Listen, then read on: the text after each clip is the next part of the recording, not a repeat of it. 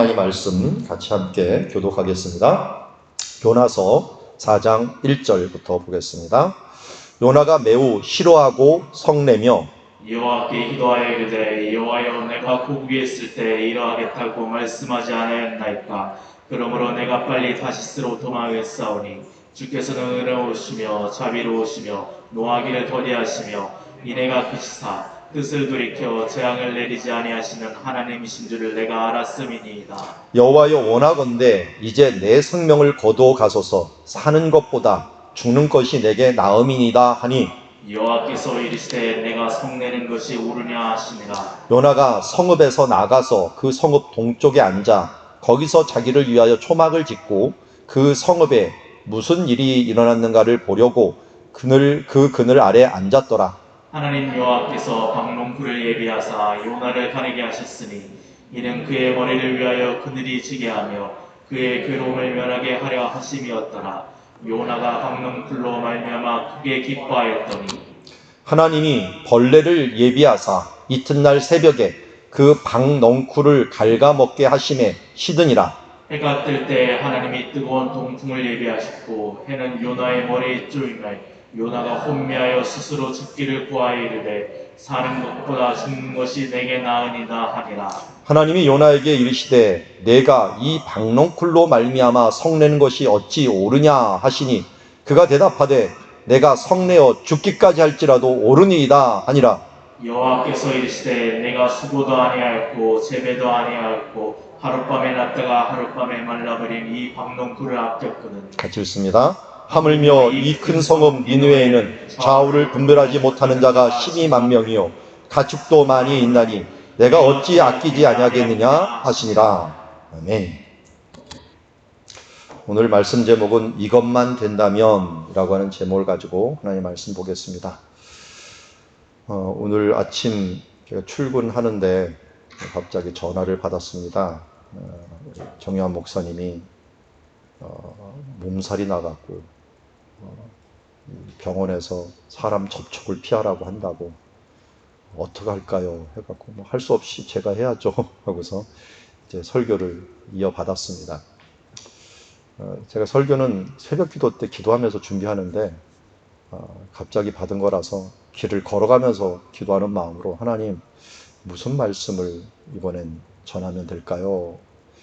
길을 걸어가는 중에 알려주세요 라고 하면서 마음으로 기도했는데 저기 어떤 사람이 셀카를 찍고 있는 거예요. 셀카를 찍는데 뒤에 풍경이 아파트야. 뭐 찍을 것도 없는데 아파트를 대상으로 찍나? 그러면서 지나가는데 사람이 뭐 통화를 뭐 하고 있는데 이 외국어를 얘기하는 거야. 다 뭐 하면서 얘기를 하는 거 보니까 외국인이야. 외국이다 보니까 아파트 배경으로 찍는 게 이해가 되더라고요. 동남아 쪽에서 오신 분 같은데 그러고 보니까 제가 갑자기 그런 생각이 드는 거예요. 옛날에 나도 이런 아파트 이런 동네 오면은 사진 찍느라고 급급했는데 이렇게 발전된 곳 옛날에는 집 한 칸만 있었으면 방 한 칸만 있었으면 뭐 하나만 있었으면 하는 그런 때가 있었는데 어느새 저런 걸 찍는 거 왜 찍나 하면서 무감각해하는 내 삶이 되었구나. 옛날엔 조금만 것만 있어도 일용할 양식만 있어도 감사하고 기쁘고 또 뭔가 조그만 거 주어줘도 감사하는 부분이 있었는데 어느새 우리 가운데는 이런 것들에 대한 감사가 또 잊어버려졌고 이것만 없다면 이것만 있다면 이라고 하는 생각들을 가졌는데 이것들이 사실은 한 단계 한 단계 가면서 너무 이 사소한 것들에 대한 감사를 잃어버렸구나 하는 생각을 가져요. 이것만 있다면, 이것만 된다면 나는 행복할 거야 라고 하는 생각과 이것만 없다면 나는 정말 행복할 거야 라고 하는 생각들을 가져요. 욥과 같은 경우는 이 고난, 지금 주는 이 고난의 해답만 안다면 이 고통만 없어진다면 하면서 그것이 내 행복을 가져올 것처럼 생각을 하였고 우리도 사실은 그렇게 생각하잖아요. 우리 지금 닥쳐있는 것 중에서 이것만 해결된다면 나는 행복할 거야. 이것만 해결돼도 나는 참 홀가분할 거야 하는 것들도 있고 이것만 이룬다면 나는 정말 이 최고의 성취감을 가질 거야 우리 자식이, 우리 교회가, 또 내 누구가 이렇게만 된다면 이라고 하는 생각들을 많이 가졌는데 실상은 그렇지 않다는 거죠. 지나고 보면 그렇지 않은 모습을 보는 거예요. 우리도 마찬가지예요. 코로나를 지나면서 코로나만 끝난다면 나는 행복할 것 같고 일상으로 회복될 것 같고 뭔가 대단할 것 같은 생각을 하는데 또 그때 가서 생각하면 그렇지 않을 거라는 거예요. 내가 찾아보려는데 못 찾아봤어요. 좀 이게 시간이 좀 바빠갖고. 분명히 사람들은 버킷리스트를 만들 거예요. 코로나가 끝나면 1 뭐, 2 뭐, 3 뭐. 제일 많이 하는 게 여행으로 지금 찍혀 있더라고요. 근데 여러분들은 뭘 지금 하려고 합니까? 코로나가 끝나면 무엇이 우리의 인생의 1, 2, 3, 4라고 생각을 합니까? 그래서 지금 묵상을 하면서 하나님, 이런 사람 성경에 있나요? 이것만 된다면 나는 여한이 없어라고 했던 사람이 있나 했더니 요나더라고요. 요나. 왜 요나인지는 지금부터 한번 보도록 하겠습니다. 요나는 비둘기라는 뜻을 갖고 있어요. 히브리어 자체로 비둘기라는 뜻을 갖고 있고 그가 살았던 시대가 여로보암 2세라고 하는 사람이 다스릴 때였습니다. 주전 793년에서 753년에 있었는데 이때는 어떤 때였느냐면 아수르가 막 쳐들어오다 말고 갑자기 내전이 생긴 거예요. 아수르 북방의 아라랏과 장기전이 전쟁이 일어났고요. 거기다가 765년부터 759년까지 전염병도 생기고 763년에는 개기일시까지 생긴 거예요. 그러니까 사람들이 전염병에다가 해가 가려져 버리니까 그냥 놀라버린 거예요. 거기다가 사람들이 병드니까 뭔가 불안해하고 있고 지금 무슨 재앙이 자기한테 임했는데 어찌할 줄 모르는 거예요. 그때 요나가 가버린 거예요. 하나님 그때 보이니까 한마디만 해도 알아서 자기네들이 지금 뭐 잘못했나 지금 생각하고 있는데 요나가 따와갖고 얘기하니까 회개하고 막 일이 일어난 거예요. 그 배경이 먼저 깔려있는 모습을 보게 됩니다. 그런데 요나는 먼저 안 가려고 했죠. 그 안 가려고 하는 이유가 이 여로보암 2세 때의 환경 때문이에요. 열왕기하 14장 24절에 보면 이스라엘 하나님 여호와께서 그의 종 가드에벨 사람 아미떼의 아들 요나를 통하여 하신 말씀과 같이 여로보암이 이스라엘 영토를 회복하니 하맛 어귀에서부터 아라바 바다까지 했더라 라고 했는데요. 이때가 북이스라엘이 가장 멀리까지 정복한 거예요. 여기가 하맛인데 한마디로 다메섹도 넘어서요. 다메섹 넘어가고 유브라데 강까지 거기까지 북이스라엘 진군을 했고 얻었어요. 그 전까지는 다메섹에게 계속 침략을 받았는데 왜 다메섹도 점령하고 그 위까지 갔느냐? 이 아수르가 쳐들어와 갖고요. 다메섹을 다 무너뜨려 버린 거예요.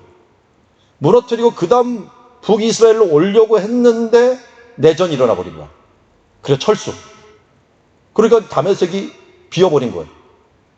얼씨구나 잘 됐다고 여로보암 2세가 군대를 몰고 와서 다메섹뿐만 아니라 북쪽까지 다 차지해버리는 거예요. 그러니까 최고의 왕국을 이루어버린 거예요. 이게 요나가 예언한 거예요. 그런데 요나는 영적으로 또 뭘 알았냐면 이들이 여로보암이 범죄하고 이러다 보니까 분명히 아수르가 다시 쳐들어온다는 걸 아는 거예요. 내전만 문제가 해결이 되면 쳐들어오면 이거 북이스라엘은 아무것도 아니야. 뭐 다메섹도 무너졌는데 북이스라엘 무너지는 건 순식간이거든요. 그러니까 완전히 최고의 적이 누구냐? 최고의 적이 바로 아수르였어요. 그런데 하나님이 뭐라고 했습니까? 하나님이 아미떼 아들 요나라고 했는데 그 요나의 고향을 가드에벨이라고 얘기합니다. 가드에벨. 가드에벨은 여기 글씨에도 있지만 사실은 어디입니까? 잘 보면은 가드에벨 보면은 나사렛이 있는데 나사렛. 나사렛 옆에가 바로 가드에벨이라는 곳이에요. 근데 여기에서 지금 너는 어디로 가라냐면 이쪽에서 니느웨 쪽으로 가라는 거예요. 니느웨. 자, 이 부분들을 제가 먼저 보여드리고 나서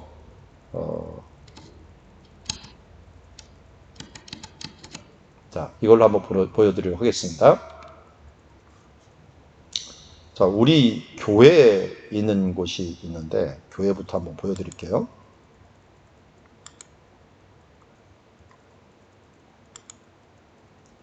안 없어지네요.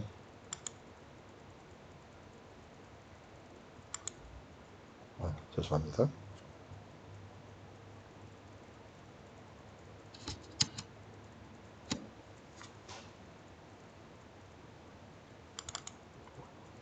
제가 임시 장로입니다. 교회를 세워놨는데 우리 교회로 한번 가보겠습니다. 자, 대한민국이 있고 사랑누리 교회입니까? 네, 대한민국이 굉장히 큰 교회네요. 자, 사랑누리 교회로 한번 가보겠습니다. 자,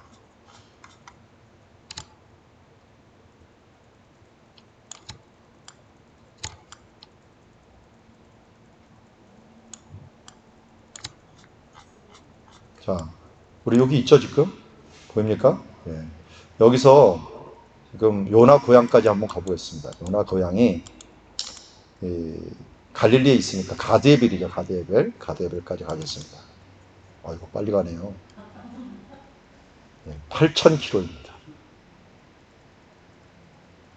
자, 여기가 요 동네가 가드에벨인데요. 굉장히 뭐 조그만 동네예요 지금. 근데 그 옆에 동네가 뭐냐면 가나가 여기 있고요. 나사렛이 있어요. 그러니까 나사렛하고 가나 사이가 요나의 고향이에요. 요나의 고향. 여기 갈릴리 바다에 있는데. 자, 여기에서 하나님이 어디를 가라고 했느냐면 니느웨를 가라는 거예요. 니느웨. 자, 여기 보면 니느웨 있죠. 니느웨를 가라면 저 위쪽으로 한 거예요. 니느웨가 있었던 곳은 여기 티그리스 강입니다. 코스카 강이라고 하는 강이 또 하나 여기 흐르고 있고요. 여기에 지금 유적이 있는 이 부분들 보이죠? 길이가 한번 볼까요? 여기 보면은 경로만 한번 봐도 4개를 그냥 간단하게 할게요. 여기서 찍고 거리 그냥 간단하게 쓰겠습니다. 이렇게 성벽이 있는 것이죠. 성벽이 7.6km 정도 돼요. 성벽만. 그런데 이걸 다니면은 성경에 나오는데 오늘 4장에 읽었듯이 사흘길, 3일 동안 다녀야 되는 거리다 라고 할 정도로 큰 성이었습니다. 7km인데 예루살렘이 거의 뭐 1km밖에 안 되거든요. 거리에. 그런데 여기는 이 둘레만 해도 7km니까 어마어마하게 큰 성이다 라고 하는 것을 알 수가 있습니다. 자, 이곳에서 이곳까지 가라는 거니까요. 우리 니네가 이쪽에 있는 티그리스 강이 쭉 내려오는 강이고 여기는 아수르의 수도예요. 굉장히 멀죠. 이쪽에서 여기 지금 우리가 출발했던 장소가 가드 헤벨이라고 나사렛에 있는 여기예요. 여기 가드 헤벨 보이시나요? 가나하고 사이 가드 헤벨 있죠. 그러니까 굉장히 먼 거리를 가라고 한 거죠. 여기서 그냥 거리만 치더라도 상당히 먼 거리입니다. 가드 헤벨에서 이 해변길을 따라서 쭉 간다고 하더라도 빨간 게 해변길입니다. 해변길을 따라서 쭉 가면은 자, 이쪽에 하란 인도이죠. 여기까지 치면은 822km니까 뭐 어마어마한 거리죠. 이거 몇 달을 가야 되는 거리예요. 자, 이쪽으로 북쪽으로 가라 그랬어요. 북쪽으로 가라 했는데 우리 오늘 성경을 보지만 요나가 어디로 가버렸어요? 여기에서 아래쪽으로 가버립니다. 아래 반대로 가데벨에서 이 요빠 쪽으로 가버리고 요빠 쪽이 일단 90km 정도, 뭐 100km 정도 되는 거예요. 이쪽으로 내려간 거예요. 그리고 여기서 배를 타고 어디로 갔냐? 다시스로 가려는데 다시스가 어디로 추정을 하냐면 이쪽 스페인 있는 쪽 이쪽을 의미한 거예요. 이쪽이 다시스 쪽이에요. 이쪽으로 배 타고 도망가려고 하는 거예요. 아니 하나님께서는 지금 이쪽으로 가려고 했는데 여기서 지중해에서 배를 타고 이 다시스 방향으로 가려고 하니 이게 말이 안 되죠. 그래서 지금 가려고 하는 이 거리나 이 부분들을 왜 이곳을 가려고 했는지 또 한번 보도록 하겠습니다. 자, 분명히 1장 2절에 너는 일어나 저 큰 성읍 니느웨로 가서 그것을 향하여 외치라. 그 악독이 내 앞에 상달되었음이라 하면서 그들이 이야기합니다. 그러나 요나가 여호와 얼굴을 피하려고 일어나 다시스로 도망하려요. 욥바로 내려갑니다. 한 100km 정도를 내려가요. 거기에서 마침 다스로 가는 배를 만난지라 여호와의 얼굴을 피하여 그들과 함께 다스로 가려고 뱃삭을 주고 배에 올랐더라 라고 얘기를 합니다. 자, 왜 갔을까? 왜 여호와의 얼굴을 피하였고 이 선지자인데도 불구하고 왜 이쪽으로 갔을까요? 방금 제가 바탕을 깔아놨어요. 왜 갔죠? 아수르한테 복음을 전하면 무슨 생각을 했을까요? 오늘 4장 2절에도 나오는데요. 하나님 내가 그럴 줄 알았습니다. 가면은 왜 가라 그러는 거예요? 용서해 주려고. 지금 악독이 내 앞에 상달돼갖고 지금 전염병도 있고 일식조로라고 사람들이 이제 죽어가고 있는 중이에요. 제발 죽었으면 좋겠어, 이 요나는. 왜? 나라와 민족을 위해서. 그들이 쳐들어오면 자기네들은 망할 게 뻔하거든요. 저 다메섹처럼 망할 게 뻔하니까 하나님, 나를 보내면은 그들 살리겠다는 뜻 아닙니까? 그럴 수는 없습니다. 나 하나 희생하고 내가 도망해 보려겠다 하면서 반대 방향으로 가버린 거예요. 그러면 잘 될 줄 알았던 거예요. 나만 피하면, 이 자리만 모면하면, 내가 전하지 않으면 그러면 우리나라는 살 거야. 우리 민족은 살 거야. 참 애국자죠. 되게 반대로 생각합시다. 그렇게 안 됐죠, 사실은. 우리의 역사를 뒤돌아보지만 그렇게 안 됐어요. 요나가 아니더라도 하나님께서는 그렇게 하지 않았을 거예요. 그러기에 우리는 내 생각과 틀리고 그것이 정의롭지 않게, 정의로운 게 아니라 유익하지 않게 생각을 한다고 할지라도 우리는 더 순종해야 됩니다. 이렇게만 된다면 이라고 생각하는 것들이 요나의 행복의 조건이었지만 하나님은 내가 더 순종하면 좋겠다. 네 생각 말고 내 생각으로 좀 순종했으면 좋겠다. 라고 하는 게 하나님의 뜻이다라는 거예요. 결국 요나는 배를 타고서 이 요파 항구에서 갔습니다. 그러다 어떻게 됐죠? 두둥 나타났는데 고래가 하나 나타나고 입을 확 벌려갖고 그를 삼킵니다. 요새 워낙 유튜브가 발달되니까 소식 나오는데 한 이틀 동안 고래 뱃속에 있다 살아난 사람도 있더라고요. 여긴 뭐 거의 만 이틀 버틴 거죠. 3일이니까 만 이틀을 버티고 살아난 거 보면은 그렇게 어렵지는 뭐 불가능한 건 아닌 것 같아요. 근데 뭐 완전히 몸이 탈색됐다 그러더라고요. 뭐 위액에 있어 막 탈색돼가고 살아났다고는 하는데 어쨌든 요나가 근데요. 요나서 2장에 보면은 거기 가서 뭐 하는 줄 아세요? 2장 9절. 같이 한번 읽어볼까요? 2장 9절. 시작. 나는 감사하는 목소리로 주께 제사를 드리며 나의 서원을 주께 갖겠나이다. 구원은 여호와께 속하였나이다 하니라. 아멘. 그전에는 불평이 가득하더니요. 뱃속에 들어가서 감사를 해요. 어렵고 힘들 때 감사를 하는 거예요. 그야말로 사망의 음침한 골짜기에 들어가고 감사를 하는 거예요. 거기서 감사하는 목소리로 주께 제사를 드리며 나의 서원을 주께 갖게 합니다. 구원은 여호와께 속하였나이다 하면서 감사의 제사를 드렸더니 어떻게 됩니까? 여호와께서 그 물고기에 말씀하시면 요나를 이 육지에다가 토해버리는 일들을 보게 됩니다. 그럼 우리가 이것만 된다고 하면은 이라고 생각하는 그런 시기에 그런 시기는 아마 뭔가 부족할 시기일 거예요. 뭔가 어두운 시기일 거예요. 고래 뱃속과 같은 그런 상황이 될지도 몰라요. 그런데 우리는 그런 시기에도 뭐 하라는 겁니까? 더 감사하는 자가 되는 것이 중요하지, 그곳이 벗어나면 더 좋을 것이다. 하나님께서 벗어나게 하는 게 먼저가 아니었어요. 벗어나게 하는 건 뭐였습니까? 그가 감사하는 목소리로 주님께 제사할 때 됐다 그러면서 그를 토해낸 것을 보게 됩니다.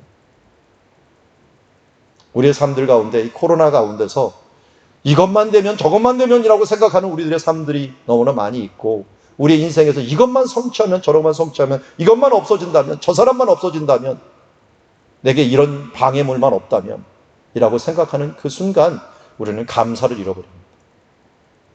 그 전에 먼저 감사하십시오.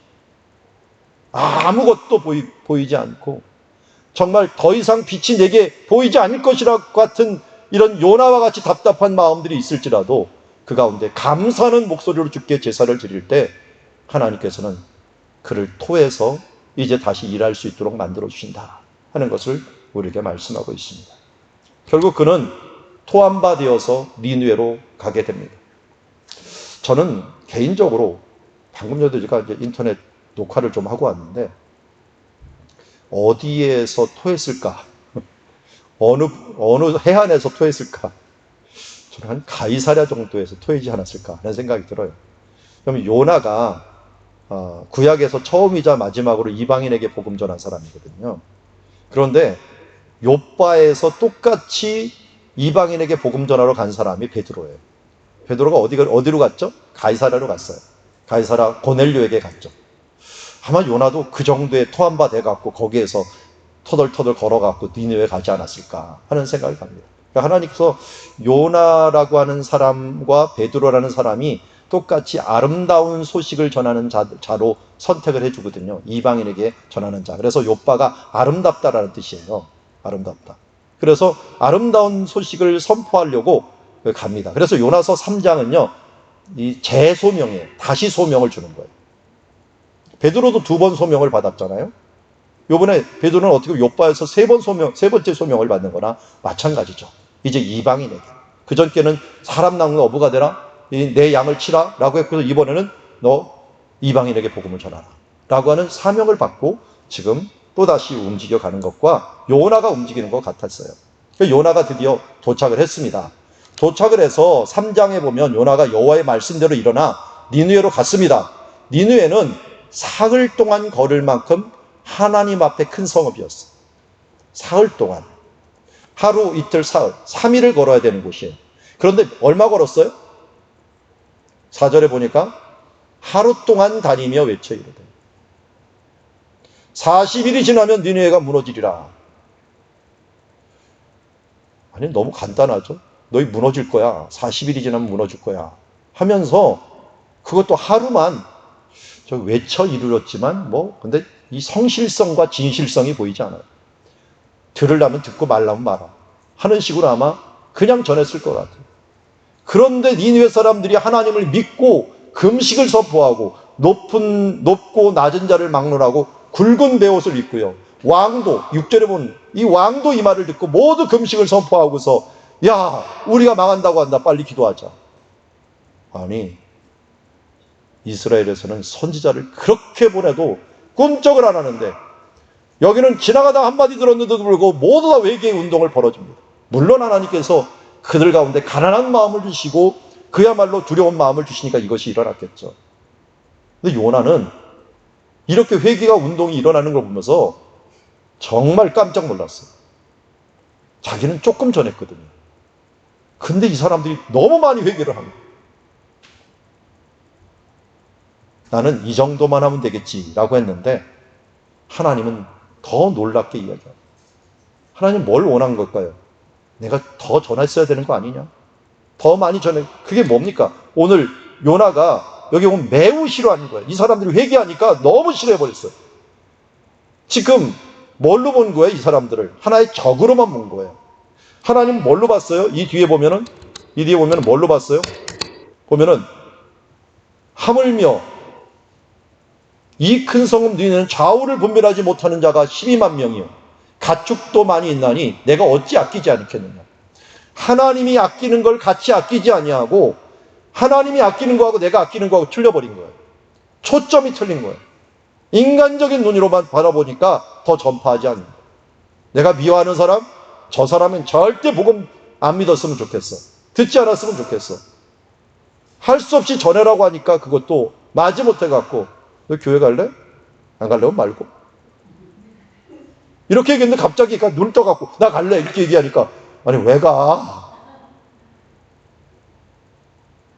화가 나는 거예요. 근데 갑자기 와갖고 얘가 막 은혜를 받아 막 방언도 하고 막 그냥 갑자기 변화를 받아갖고 해요. 그러면 나는 방언도 10년을 믿고 20년을 해도 방언도 받아. 얘 갑자기 저 방언을 받고 얘가 왜 이렇게 난리가 나? 그러니까 뭐가 하는 거야? 막 화가 나는 거야. 화가 나는 거야. 그래서 요나가 이 앞에서 화내는 게 이해가 됩니까? 내가 고국에 있을 때 그렇지 않다고 말씀하지 않았나니까. 왜 도망갔는지 아십니까? 내가 빨리 다시서 도망하였사오니 주께서는 은혜스러우시고 자비로우시고 노하기를 더디하시고 인애가 크시사 뜰을 돌이키사 재앙을 내리지 아니할 것을 내가 알았기 때문입니다. 그러면서 이 요나 성깔이 있는 것 같아요. 이제 내 생명을 거두어 가소서. 사는 것보다 죽는 것이 되게 나옵니다. 그냥 말한 것 같지도 않아요. 화를 내면서 말했어요. 하나님 뭐라 합니까? 내가 성내는 것이 옳으냐? 아니 이 하나님이 정말 어떻게 보면 자비로우셔서 이 정도 참으시지 저 같으면 야, 너 뭘 한다고 그래? 하면서 한마디 하면 그냥 날아가 버릴 텐데. 하나님은 변론하시니. 하나님은 참 대화하시는 걸 좋아하는 것 같아. 때로는 우리가 화내더라도 그 부분에서 변론할 거야. 오라, 우리가 서로 변론하자. 변론하는 거예요. 요나가 서급에 나가서 그 동쪽에 앉아가 거기서 자기를 위해 초막을 짓고 그 성읍에서 무슨 일이 일어나는 걸 보려고, 무슨 소망이 있었을까요? 제발 망해라, 제발 망해라 하면서 거기서 바라보고 있었어요. 그러자 하나님께서 박넝쿨을 예배하고 요나를 이렇게 가리게 해주셨어요. 박넝쿨을. 그늘지게 하니까 이 괴로움을 면하게, 그러니까 너무 뜨거운데도 괴로움을 면하게 하니까 박넝쿨을 크게 기뻐했어요. 크게 기뻐했는데 이 박넝쿨이 피마자예요, 피마자. 근데 피마자 뭐 나무라고 해야 되나요? 아시죠? 이게 옆에 갑자기 크게 자라갖고 그늘을 제공해 준 거예요. 그러니까 너무 감사하죠. 크게 기뻐했는데 갑자기 아침에 이튿날 새벽에 그 박넝쿨을 갉아먹으니까 해 뜰 때 또 뜨거워진 거예요. 난리가 난 거죠. 그러면서 하나님 앞에 혼미하고 너무 덥고 또 저기는 회기 운동이 계속 불고 또 해 뜰 때 뜨거운 동풍이 일어나네요. 동풍 정말 덥습니다. 저도 이스라엘 살았지만 이 동풍 불면은 숨을 못 쉬어요, 숨을 못 쉬어요. 동풍 때문에 요나의 해는 쪼이고 동풍은 불고 요나가 혼미하여서 또 얘기합니다. 스스로 죽기를 구하여 이르되 사는 것보다 죽는 것이 내게 나옵니다. 그러자 하나님이 뭐라고 말합니까? 내가 박넝쿨로 말미암아 성내는 것이 어찌 옳으냐 하시기로 그가 대답하되 또 성내어 죽기까지 할지라도 옳으니다. 야, 이거 하나님 앞에 뻗ting기네요. 3번이나 죽여주시옵소서라고 외치는 것을 보게 됩니다. 그래서 하나님께 설득을 합니다. 내가 수고도 아니하였고 재배도 아니하였고 하룻밤에 났다가 하룻밤에 말라버린 이 박넝쿨을 아꼈거든. 내가 이 생명들 12만 명이다. 그것도 누가 12만 명이에요? 좌우를 분별하는 애들만 12만 명. 어른들은 더 많겠죠. 애들은 뭘 알겠느냐? 그 아이들만 12만 명이고 가축도 많은데 이것을 같이 멸망하는 게 내가 맞느냐? 이게 끝이에요, 요나. 그 다음 화를 안 냈는지 계속 냈는지 그건 몰라요.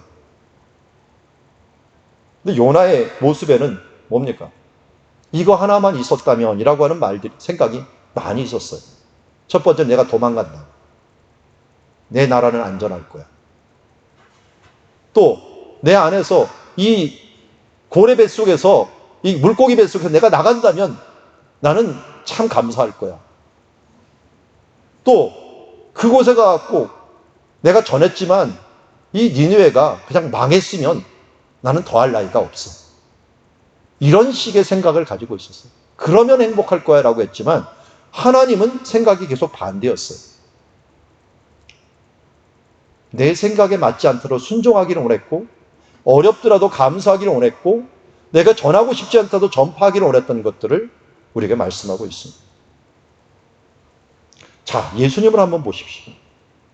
빌립보서 2장 8절에 오면 사람의 모양으로 나타나사 자기를 낮추시고 죽기까지 복종하셨으니 곧 십자가에 죽으시니라. 예수님은 죽기까지 순종하면서 우리 가운데 오시어서 우리에게 구원자가 되어주셨어요. 요한복음 11장 41절에 보니까 예수님은 어느 때 감사를 했습니까? 나사로가 죽었는데 돌을 옮겨 놓으니 예수께서 눈을 들어 우러러보시고 이르시되 아버지여 내 말을 들으신 것을 감사나이다. 죽음 앞에서도 감사를 했어요.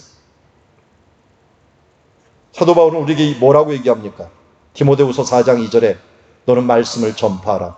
때를 얻든지 못 얻든지 항상 힘쓰라.